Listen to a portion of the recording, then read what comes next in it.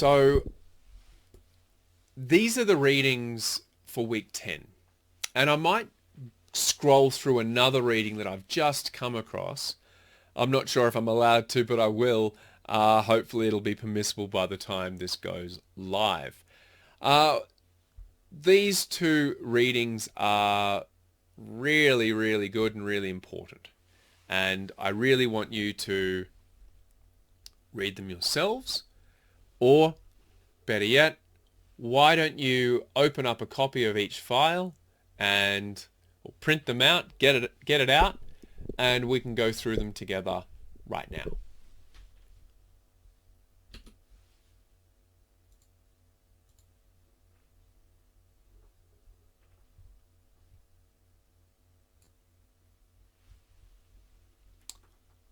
Okay, so you should be with me here on this reading, Comparative Law, a Theoretical Framework by W.J. Camber.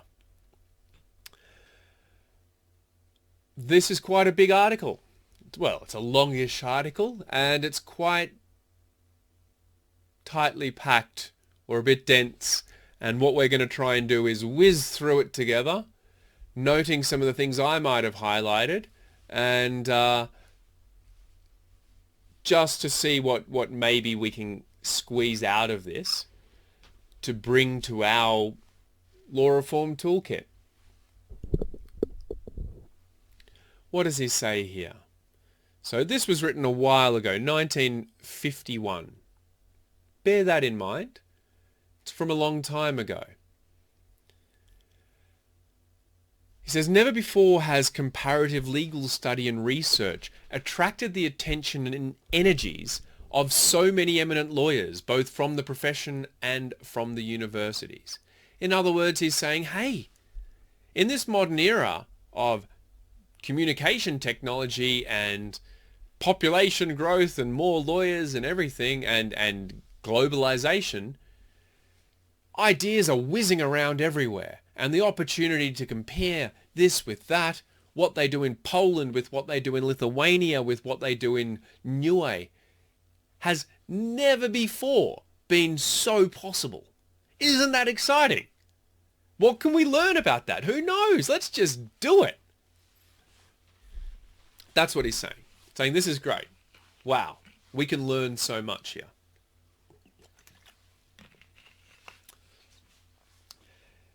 At the time, he said, well, one of the problems with comparative law is that there really isn't a framework for doing it. And the whole point for Camber at the time was to come up with a way of doing it. And that's what this article gives us. And his approach is to look at 4 questions. What does comparative law mean? Why do it? What is it that you are comparing? And how can you compare things in a meaningful way, an effective way? How can you compare things in a way that actually produces something useful for you?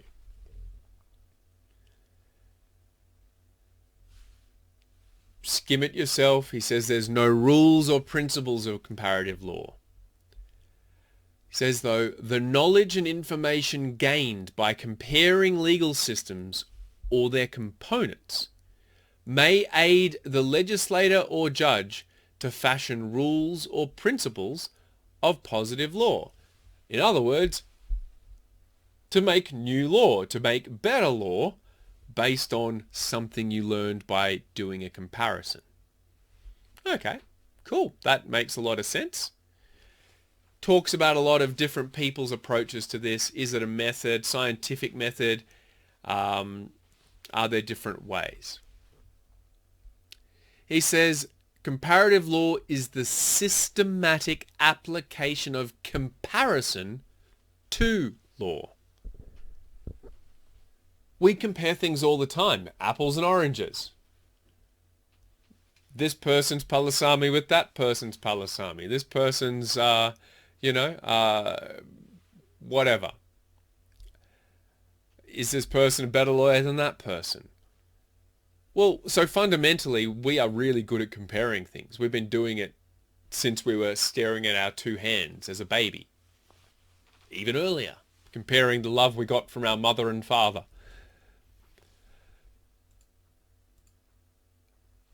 So what we take away from this is that when we say, well, comparative law, we're not talking about just some casual thing. We're talking about science. We're talking about something that's actually really quite sophisticated. We're not just saying, oh, well, look, in Germany, in Fiji, the law says this, and then in Samoa it says that. That's a very casual comparison. Why does it say this in Fiji? Why does it say that in Samoa? Why are those two different? That is comparison. That is comparative law. And again, as we've encountered in this course, when we ask questions like, why are they different, not just how are they different, we move away from that technocratic analysis of how is this different from that, to why is law about the same thing different in two different places? And why does each place believe their law is effective and doesn't require reform? Or does require reform, but not to make it so radically different as to resemble that other place? Why? We can't answer that in law. We have to move beyond law to the social, to the cultural, to the paradigm of the place.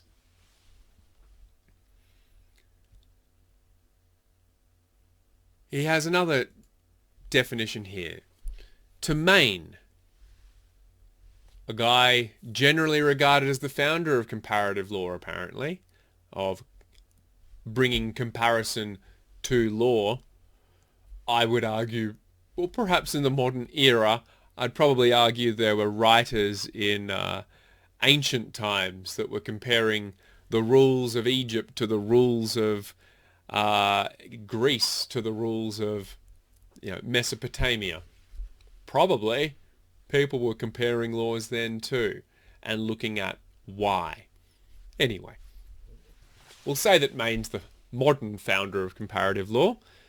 The chief function of comparative jurisprudence is to facilitate legislation and the practical improvement of the law. Otherwise, why would you do it? It's boring. No, it's not boring necessarily. It's many people's lives, including my own. I wouldn't want to think of it as boring. But if you're going to do it, implicitly you're trying to improve it. You're certainly not trying to make it worse, you'd hope. So he says there are several closely related academic and practical aims which may be served by the systematic application of the comparative technique to legal study and research.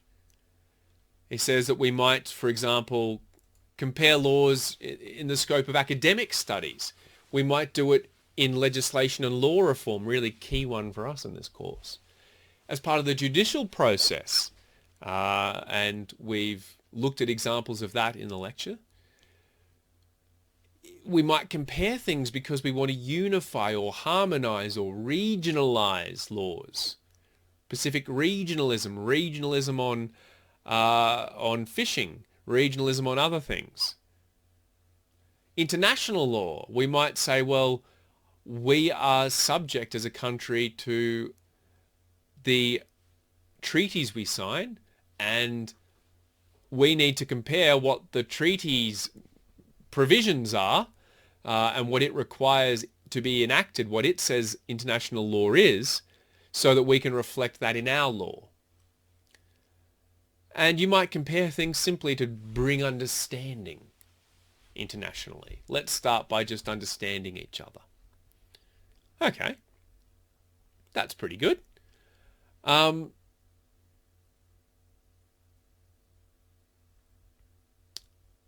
There's been lots of changes all around the world which have generated complex problems.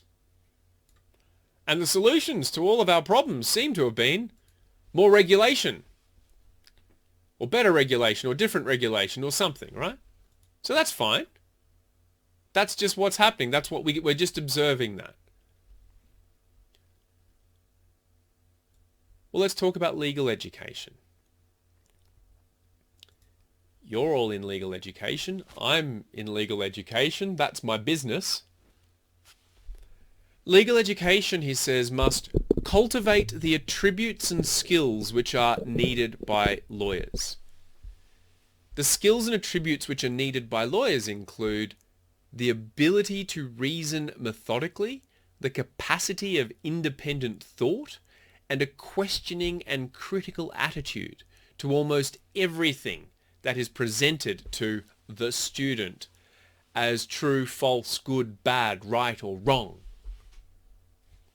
Secondly, legal education must provide you, the student, with a sound knowledge and proper understanding of the principles and techniques of your national laws. How does the law work in the place in which you'll have to apply them?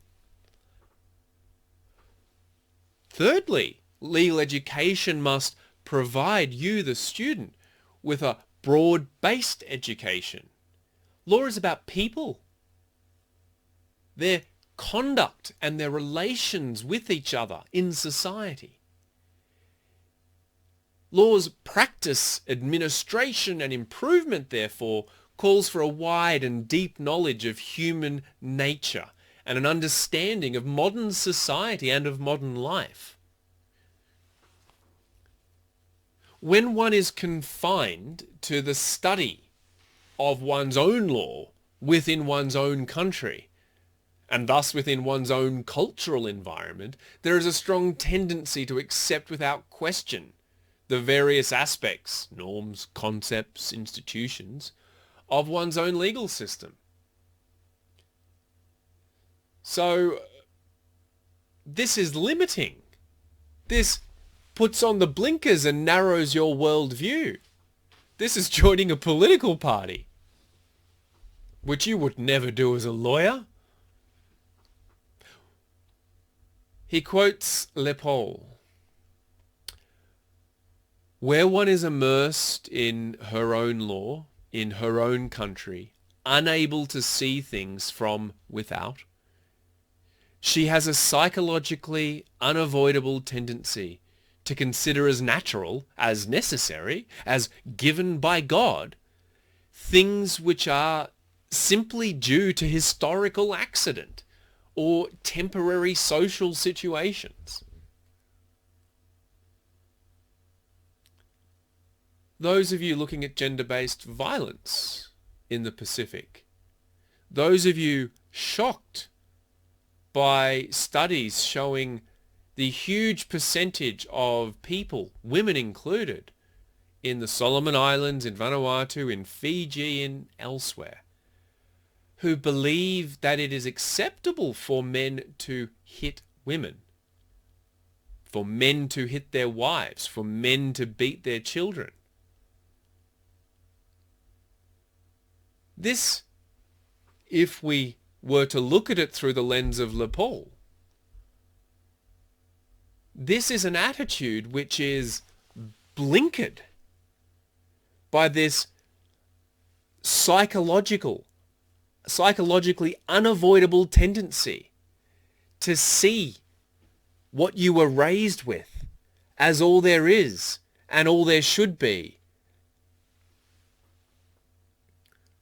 And it is thus, according to this article, it is thus the duty of legal education to show you, and your duty as a student to see, that what is and what can be is much broader. What is and what can be are different. What is and what can be are complex and cannot be reduced to single solutions. You cannot prevent rape at all by increasing the penalty for rape from what's usually already nearly a life sentence, 20 or 25 years, to a life sentence, or mandating chemical castration or something. What's that going to do? Well, that will stop people who've already raped. It does nothing to deter people who will rape, because what motivates them isn't the fear of going to jail. It's usually a very particular thing that was motivating them at that point in time. Power, fear, control, desire.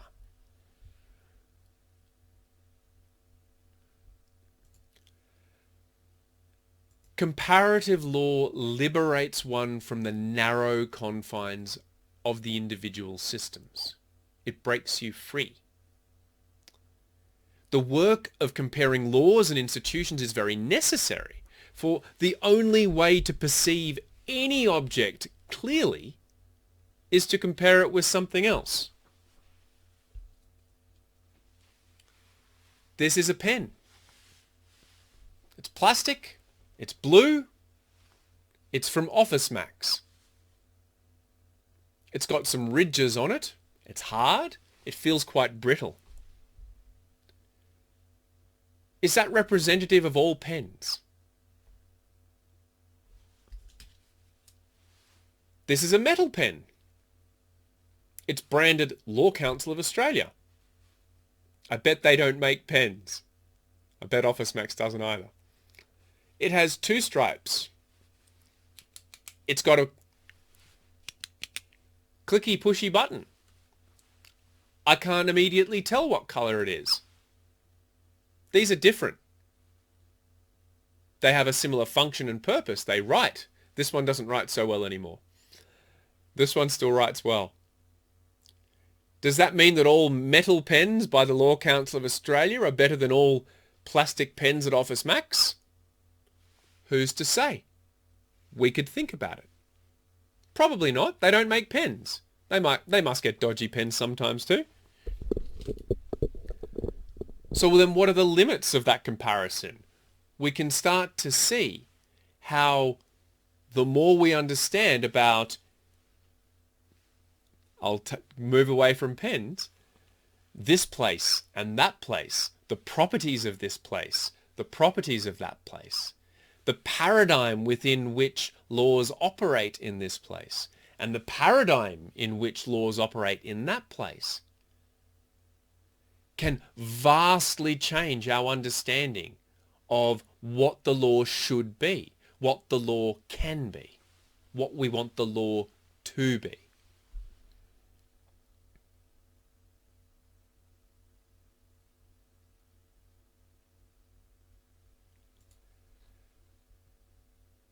The discovery of other legal possibilities not only stimulates a student's curiosity and imagination, but puts into question the solutions that you see around you, your blinkered views. The student is prompted to question and investigate the inarticulate assumptions on which your own institutions, in which the institutions of your own law rest. Look at your parliamentary debates. Do you think they're adequate? Maybe in some places. Maybe Fiji students will not. Do you think they're frequent enough, Solomon Island students? Do you think those politicians earning the big dollars they're earning should be meeting, 2 or 3 times a year for a couple of days? I'm not quite sure how long they're meeting. I know there's been historical issues with Solomon's parliament avoiding meeting because of votes of no confidence, and that being a bit of a problem for passing laws like the new Legal Profession Act I worked on. A long time ago, it seems. It gives you a basis for questioning, saying, well, hold on, look what they do over there. Look at their processes. Look at their procedures. Why can't we have that here? What's stopping us? Oh, resources. Oh, training. Oh, buildings, air conditioning, infrastructure, you name it. Oh, well, what can we do to enable all of this? What can we do to create an enabling environment for the type of place we want to be? How do we enable the laws we want to function where we are?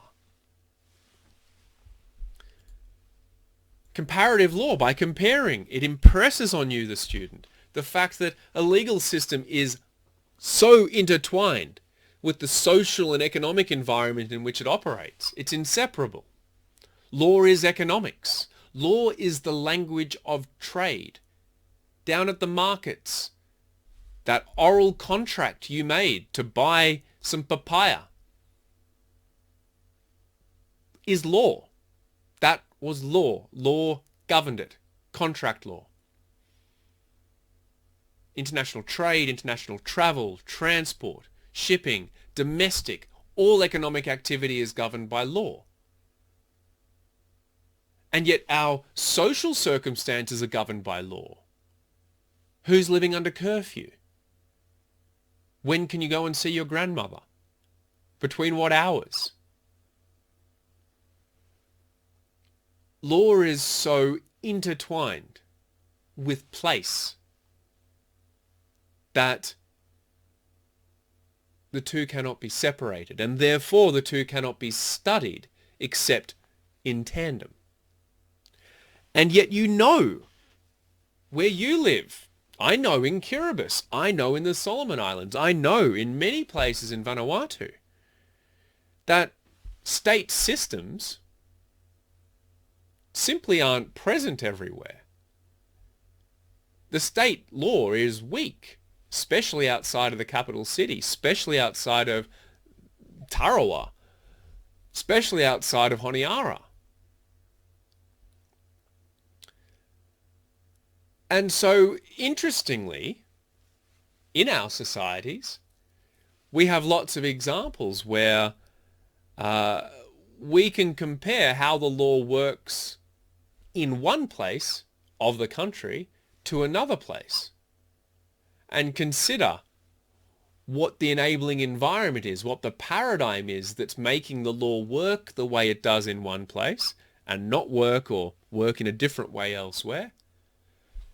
And we can look at ways of sharing ideas or of developing solutions and strategies from those comparisons. We can actually learn that relational methods of governance might be appropriate and effective in Kiribati, in Honiara, in the Solomon Islands, in Fiji. We learn that actually the way state law enters into force in a lot of places is only because bureaucrats use their personal networks. Police get people to pay for their petrol. Otherwise, they couldn't go and enforce the law. They couldn't go and arrest that abuser. They couldn't go and stop that rapist even though they wanted to, because the cruiser has no fuel. They need someone to pay for fuel. They don't actually have cash for fuel. Just bring us petrol or bring us fuel and we'll come.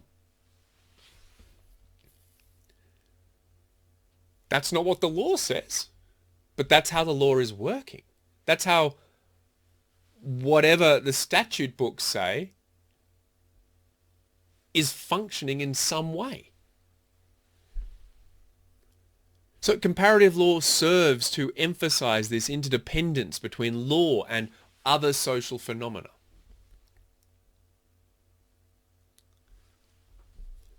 He quotes a chap I've never heard of called Professor Hampson and says, "It is a good deal easier to have a dispassionate and clear view of our own system of law, of its advantages as much as of its disadvantages, if we begin to see it in the contrasts which it presents to another system. If we look at it in the telltale mirror of that other system which may reject as strange or even barbarous our own most established and unquestioned principles, like beating our wives and beating our children." What? You question this practice? What about our human rights to beat our wives and children? What about my human right to practice cannibalism? Or whatever it might be. What about that? Yeah, well, let's step outside that blinkered view and have a look at how you might be being perceived. Not just by perhaps more enlightened members of society, but perhaps by in accordance with global perspectives. How does the rest of the world see you? You say that you're not a primitive savage, yet here you are, standing passionately defending your right to punch your wife and to beat your children. I can't think of you as anything other than the most savage of people, surely. In the most colonial and white pith-helmeted sense, surely. The outrage. And yet so often it's those foreign human rights, the transplanting of rules, that have caused so much harm and have tipped the scales of social harmony away from the ways in which they were traditionally balanced. We have no real way of knowing exactly how people lived in the Pacific 300 or 400 years ago, before contact with Europeans. Rumours, legends, stories, filtered through missionaries at this point in time. Your legal education is incomplete without legal research. Okay? Well, let's look at comparative law in terms of law reform. The legislative process. The chief function of comparative jurisprudence is to facilitate legislation and the practical improvement of the law. So we compare things to try to improve the law. This sounds really specifically relevant to your assignment and to this course. Okay. So he says that there's various problems which mean that comparative law is very desirable and beneficial when doing law reform. It's really good when you're trying to create new rules and solutions, or modifying or abolishing existing ones. And you can read about that here. He says it's really good when you're trying to draft or formulate legislation. Why? Legal drafting is such an art. And if someone has already painted the Mona Lisa, why would you try to recreate it? If you know it's out there and you can just go and take a photo of it and put it up on the wall, why would you try to recreate it? Well, you might do it for an artistic purpose or as a personal challenge. But if you are a law reform commission, you want to save time and money and do a good job. So maybe you go to the real thing. Maybe you look to that example and go, well, that's a good form of words. Let's start there and use that as a basis. So this is where actually law reform is all about plagiarism. But it's about plagiarism that's acceptable. And it's about plagiarism with consultation. And it's about plagiarism with a purpose. A noble purpose. Cheating in a university assignment is not a noble purpose. The third problem, he says, is the question of practicability and enforceability of the proposed law. Okay, so there's a problem there if you take ideas from one place and bring them to another place. Not only might they technically not work, not only might they not sort of really fit the environment, but they also might just not be able to function practically speaking. So again, if you brought taxation law regulations from somewhere like Australia, which are incredibly complex and have many tiers, and said, oh, well, let's just chuck that in Vanuatu, you'd quickly find that the government doesn't have the capacity to fund a regulatory system like that, and that a lot of it's not necessary. He talks here about the judicial process and the way in which judges use comparisons for cases of first impression, where it's a factual scenario the law has never seen, or the law itself has never been tested, when judges look to persuasive judgments elsewhere and try to compare what other places have done to come up with a way of doing things. It's used by judges to apply foreign law in national courts. So, for example, adoption laws. There's renvoi rules or conflict of laws rules, where, without getting too technical, if parties are in different countries and say there's a custody battle over a child, conflict of laws operate to resolve which law applies to that adoption proceeding or should apply.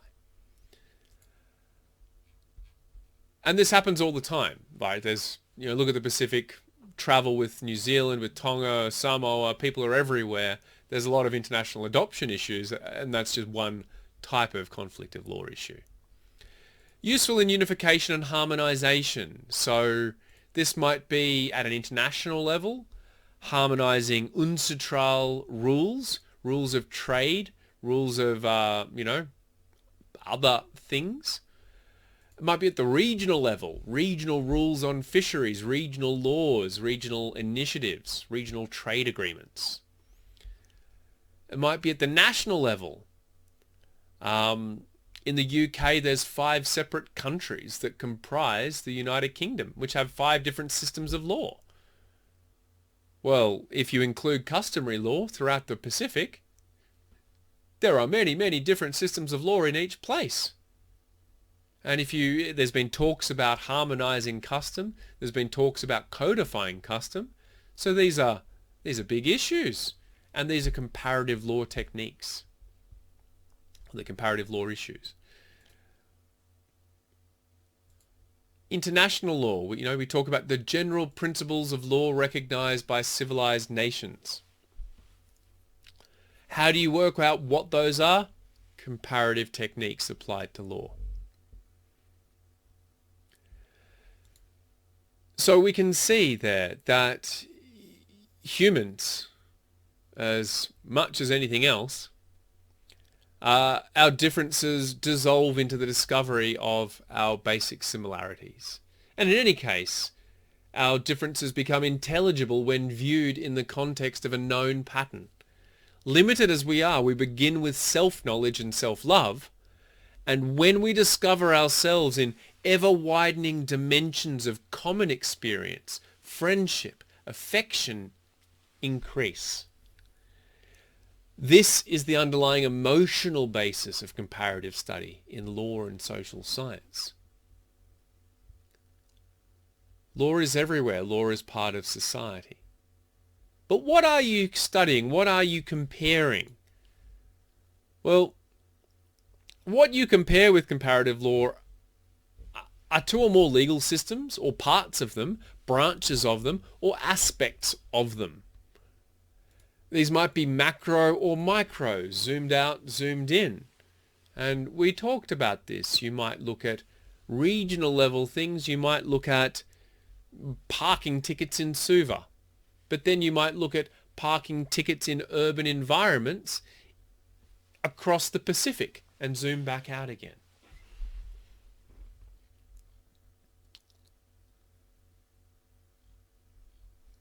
There's plenty more to get out of this, but we are whizzing through, right? References Roscoe Pound here, thought you'd be interested, noting that Roscoe Pound modified his rigid earlier positions on pluralism and ideas and saying, well, anyway, I'll leave you to read that.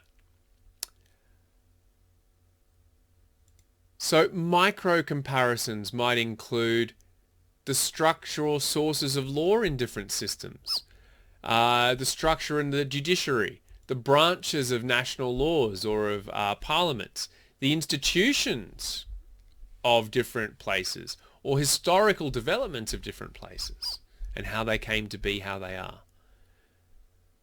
You could look at all of those things, and all of those things need to be looked at if you want to do a deep comparative study.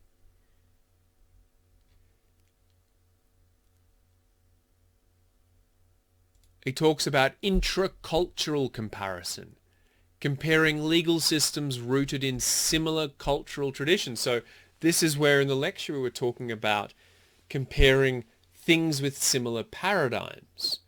if we want to come up with a solution for our place, we can look anywhere in the world, but it might help to start looking in places we think might have similar paradigms in which law must apply, and ideally which have recently come up with solutions to that, whatever problems we're facing, or at least a reform of the same sort of laws that we're dealing with. He refers to cross-cultural instead of intra-cultural comparison. So comparing completely different places. That can be useful too. Well, let's look at what it's called most difference analysis. So where is it most different to here? We think what we have is crap. So where is it most good, do we think? Let's start there and see what we can bring from there in terms of ideas and options to here.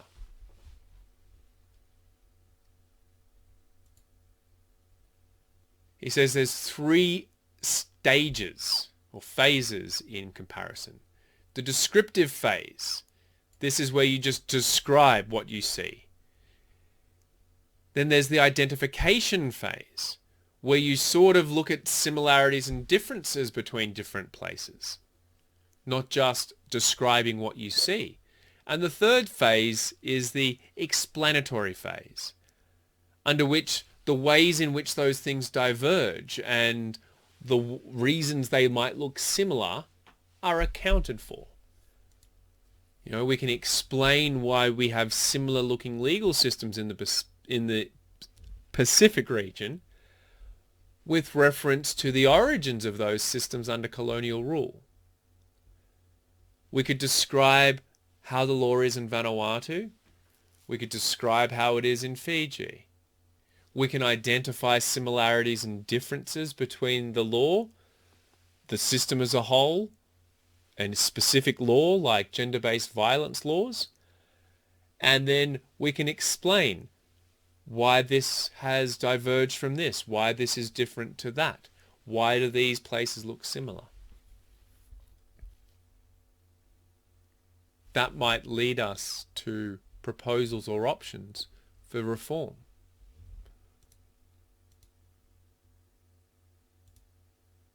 Your practical experience with the law is quite important to your general attitude to the law.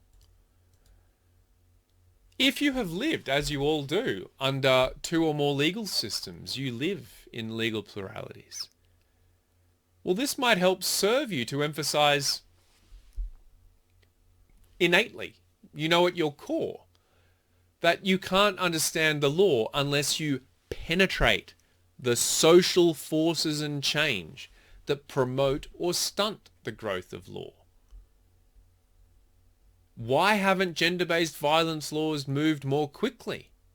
Well, what do you know about the social forces and changes that stunt the growth of law in your society? What is stopping it? The patriarchy? Men in general? Certain men? Certain attitudes? Where do those attitudes rest? How are those attitudes changed? What motivates people to hold those attitudes? What motivates people to share and reinforce those attitudes? What motivates such people to change their attitudes? Practicing law in 2 or more systems, which are at different stages of development, renders one more receptive to a concept of law which is much wider than that which almost exclusively associates law with specialized machinery for law creation, interpretation and application and enforcement. When you first become a law student, a lot of you will think, well, parliaments make laws, courts interpret and apply law, police and others enforce law. All of that's this process. Lawyers have a role in all of this. And the more you study and the more you learn of different places, the more you see that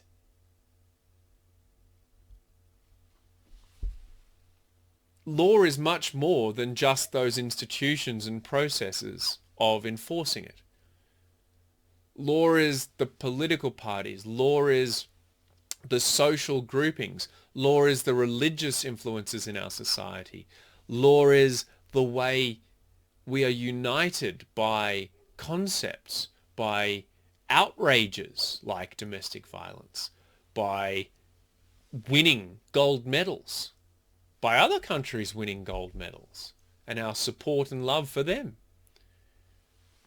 Law is so much more than just what is written on the statute books. It is this enmeshed social, economic, practical thing. To accurately identify and describe and discuss law in different places, the legal systems under comparative study must be viewed in their socio-cultural context in which they thrive. This is how we understand. This is how we do good comparison. Comparison cannot relevantly and usefully be confined to rules alone, because rules are not the only variables that affect decisions. And we looked at all of this. Motivation and compliance. Rules aren't the first thing most people think of, or understand, or even are aware of.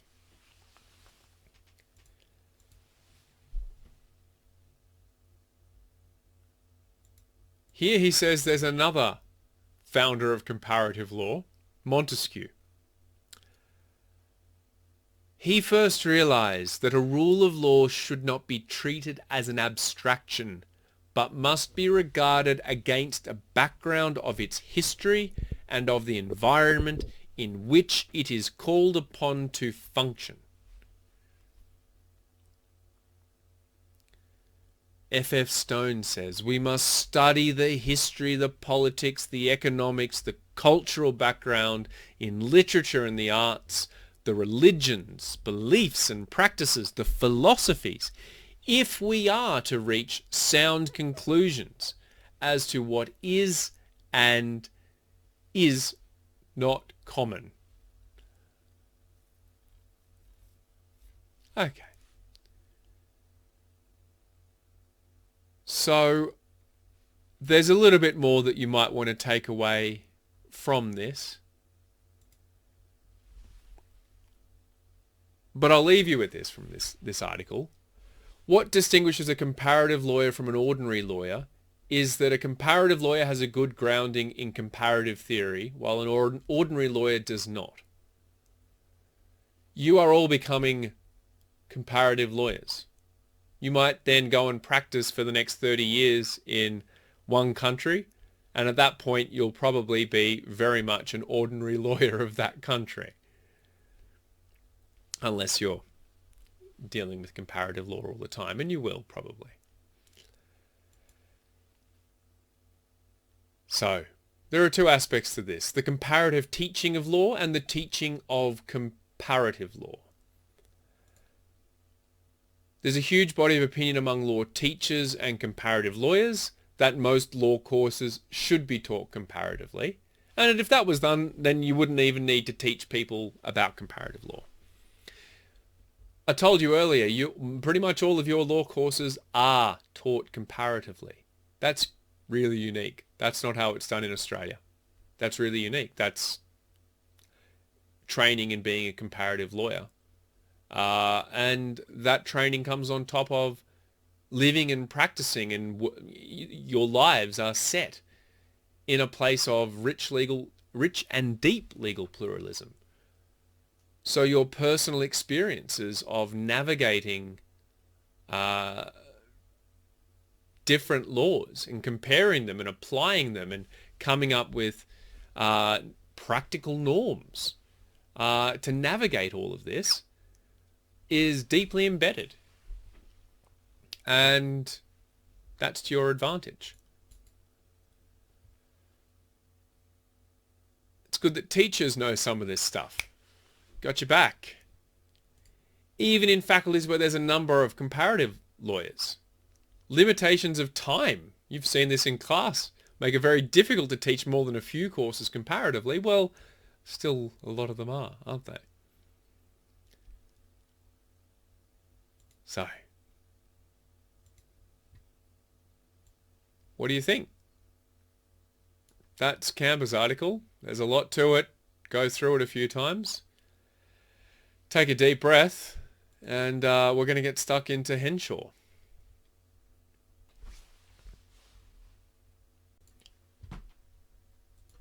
Okay, so moving to now the article by Chiara Henshaw, Strengthening the Rule of Law in the Pacific Through International Crime Cooperation. Now, at the outset, we're not that interested in international crime cooperation in this course. It's a good example of ways in which comparative approaches and techniques have combined to strengthen the rule of law, something we all value. Part of that is justice. So what we're doing with this reading is we're linking a few different ideas in the course together. Okay, so in recent years, there has been a strong focus on measures to strengthen the rule of law in the Pacific, and there's been endless projects and initiatives developed to address that goal. Sound familiar? Yeah. The rule of law, she says, is an approach to governance on which the efficacy of law and constitutionalism rests. It's governed by general rules. The rule of law in her formulation provides we exist under a system of rules. The rules must be applied and enforced. They're not optional. They apply to everyone. And thirdly, disputes are resolved effectively and fairly, procedural fairness and so on.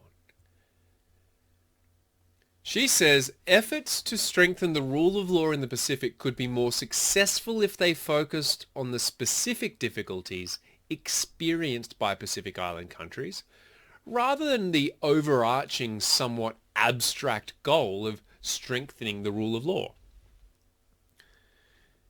How she's going to do that is define the rule of law, provide an overview of the region and the Pacific Islands Forum, talking about Australia's interest in the Pacific, which might be nice for you to all hear from one perspective. And she's then going to sort of talk about this in the context of a regional cooperation program. And so we're not going to maybe dive too deep into the international criminal cooperation stuff, but what we are going to do is sort of try to link this with comparative law and with strengthening law and with what we think the law should be or the place of law in Pacific societies and law reform processes, trying to achieve justice, communicative action and so on, ensure legitimacy. She says she starts with the ADB. The ADB adopted a policy on good governance and says there's 4 elements of good governance: accountability, participation, predictability, and transparency.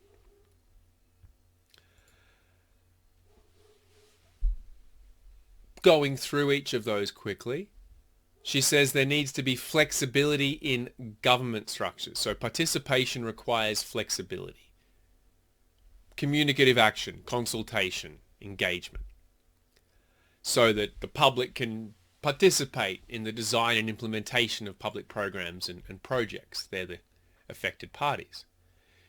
She says predictability refers to the fact that the laws exist, that you can find them, they're published in a consolidated form that people could understand, etc. Transparency means that information's available, reports are made by statutory bodies, those are published in Parliament, they are available to the public, hopefully reported on by media. And that public policy and government decision making is transparent and not corrupt. She says that these are all interlinked ideas, right? They come together. Accountability relates to participation. If there's lots of people, there's lots of eyes. Well, that gives you some added accountability. And is also the ultimate safeguard of predictability and transparency. We'll cover that. Similarly, transparency and information openness cannot be assured without legal frameworks that balance the right to disclosure against the right to confidentiality, and without institutions that accept accountability. I'm responsible for immigration. I'm responsible for housing. Again, the predictability in the functioning of the legal framework is helpful to ensure accountability of public institutions. If the law is predictable and we know that the courts will produce fair decisions, then when public servants are taken to court, maybe they'll actually be held accountable. At the same time, predictability requires transparency, because without information about how similarly placed individuals have been treated, it may be difficult to ensure adherence to the rule of equality before the law. Finally, a transparent system facilitates governmental accountability, participation and predictability of outcomes. So they're interlinked. So those ADB things are everywhere still. I think that's why she's mentioned them. Pretty important. Try to disagree with that basic statement that there's 4 elements of this: participation, predictability, and transparency. And yeah, come up with why something else should be. I think we can stick with that for now. States with a weak rule of law are attractive to criminals to use as bases for providing illicit goods and services, compared to areas where they're more likely to get caught. So a weak rule of law is a precursor to and a symptom of transnational crime. Okay, again, we are interested in making laws that are just. We are interested in promoting and defending the rule of law. So we can see how, say, well, transnational crime has power and money, don't they? They might have the power and money to influence government in a place where the rule of law is weak, or key decision makers in the lands office, or the fisheries, or the customs department, or the police force. Strengthening the rule of law itself not only ensures good governance, which reduces opportunities for crime, but it strengthens state law capacity to combat crime. So these things are self-reinforcing. The stronger the systems you start to develop, the stronger they can become. The more you empower them, the more they are able to exercise power, unless they are under that, under duress or control.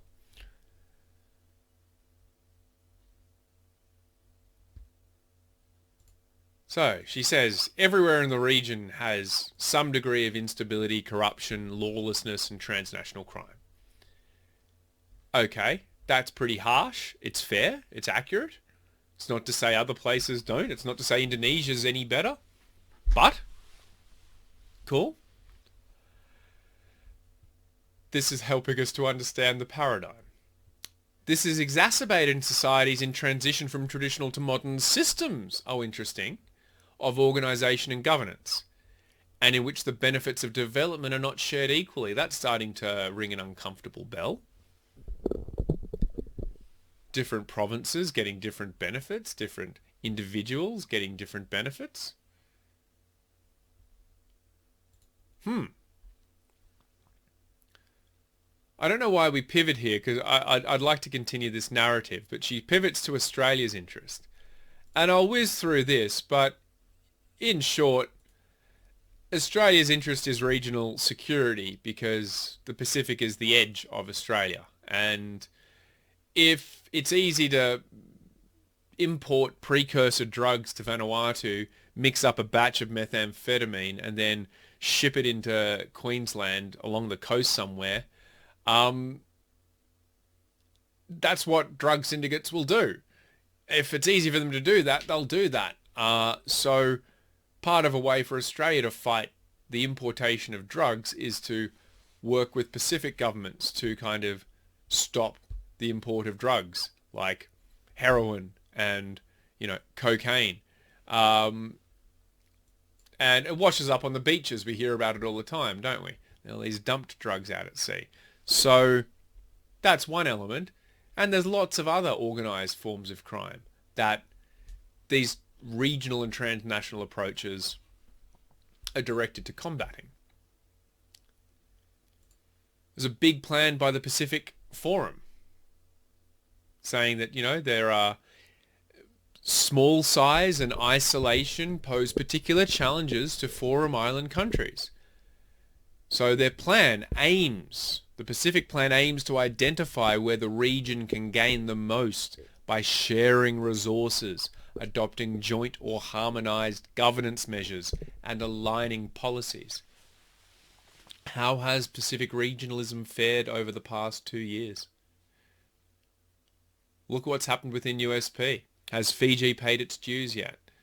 Look at what's happened within the Pacific Islands Forum. Micronesian states threatening to leave.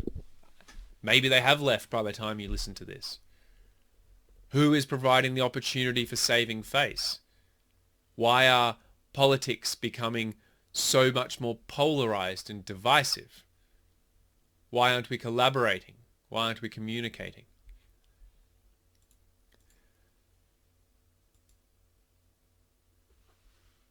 This is one we know very well. A limitation on law is that implementation capacity has to be built alongside legal frameworks. A written document proclaiming the law is worth only the paper it's written on, unless it comes with it the resources to do or bring about whatever the law is trying to do or bring about. Support must be given so that everyone involved understands, accepts, and can apply the rules created. This involves making sure the frameworks are appropriate and realistic in the first place. That sounds a little bit like the Guy Powell's framework. Appropriate and fair. And then ensuring that the training, resources, and public awareness to make them work are all part of the strategy. A good law needs to be a key part of this process, but cannot be the only part, nor will it always be the first step. Look at laws trying to provide for marriage equality. Where does law reform start there? On the statute books? In a parliamentary committee? On the streets? On a radio station? On TV shows? In the classroom? In society? Communication, education, discussion, public debate. It's the public sphere. Habermas's public sphere, which we've looked at in this course. Things in the public sphere might be debated hotly in the private sphere, behind closed doors.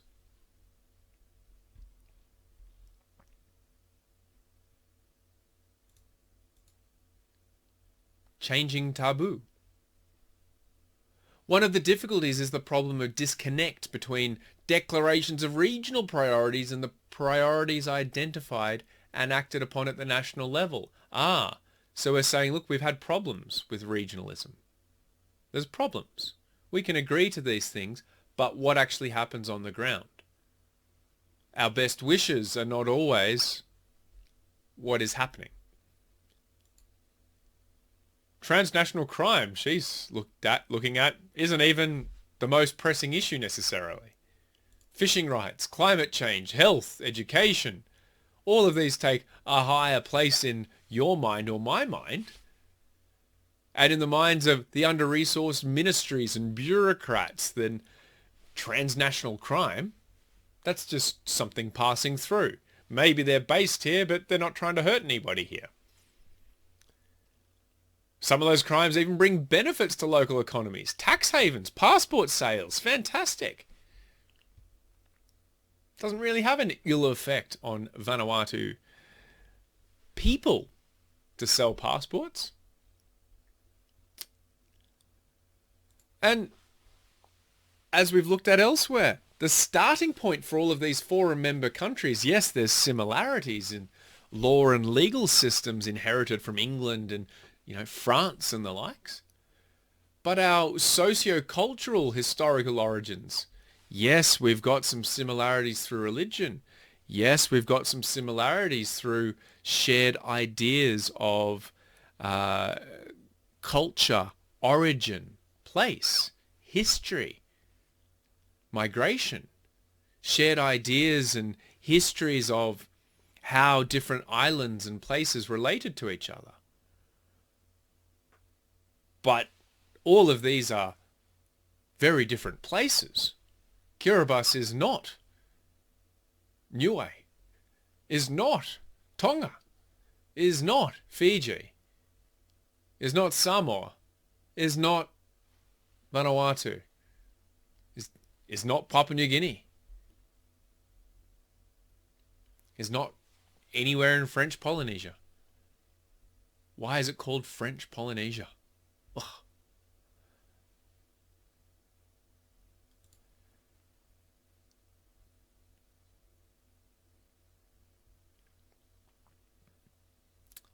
So it makes sense to work on areas of commonality, this article then says. Okay, we've got all of these deep differences. Cool. Let's park that. Let's focus on things where we all face great danger. Climate change, fishing, health, pandemic prevention, economic ruin.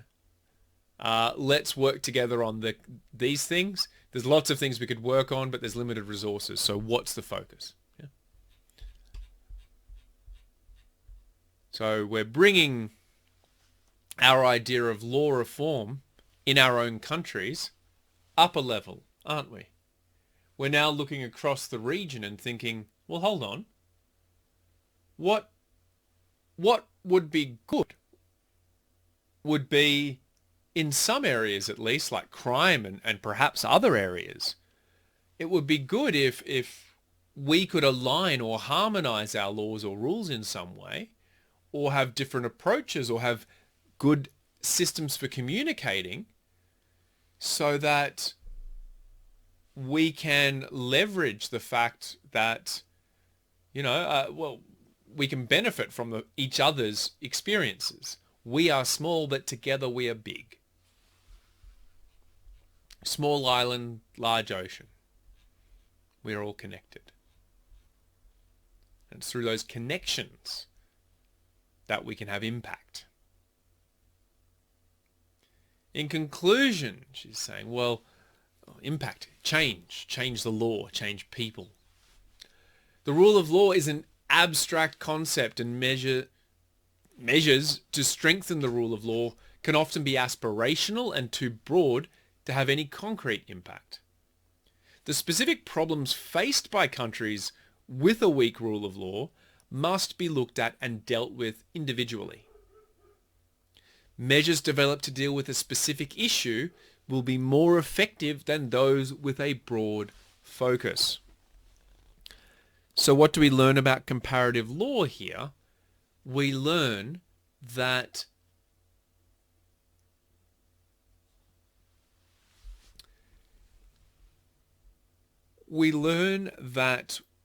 we must study different places within the contexts and paradigms of those places. And we learn that if we want to change something in response to a particular issue, then the more specific we are, rather than the more broad, then the more effective we will be. And that's all I wanted to cover for this week. There is one additional article talking a bit about path dependency, but I don't think I'll go through that too much for you. Perhaps I can scroll slowly through it while I wind this out, and you can have a read through it.